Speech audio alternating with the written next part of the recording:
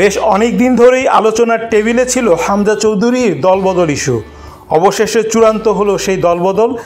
Leicester city থেকে Sheffield ইউনাইটেডে যোগ দিলেন বাংলাদেশের এই মিডফিল্ডার।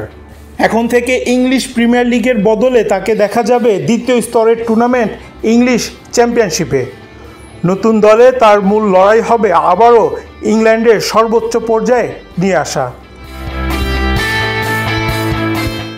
বাটন আলবিলিয়ন ওয়েটফোর্ডের খেলার পর এবার ধারে তিনি খেলবেন শেফিল্ডে। চুক্তিতে স্থায়ীভাবে সেখানে থেকে যাওয়ার শর্তও আছে। যদিও ২৭ বছর বয়সী এই তারকার সঙ্গে লেস্টার সিটির চুক্তির মেয়াদ এখনও ২.৫ বছর বাকি।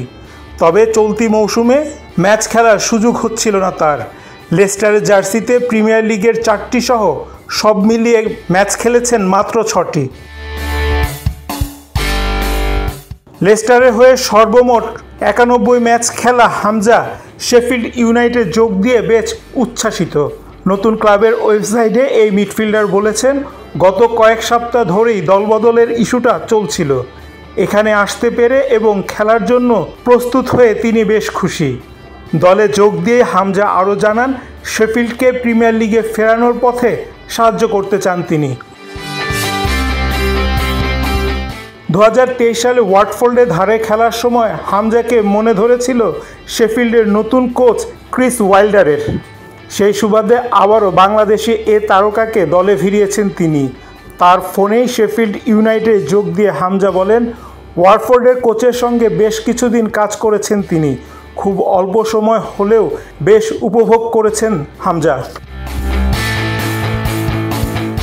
অবশ্য প্রিমিয়ার লিগের ফেরার পথে বেশ খানিকটা এগিয়ে রয়েছে শেফিল্ড।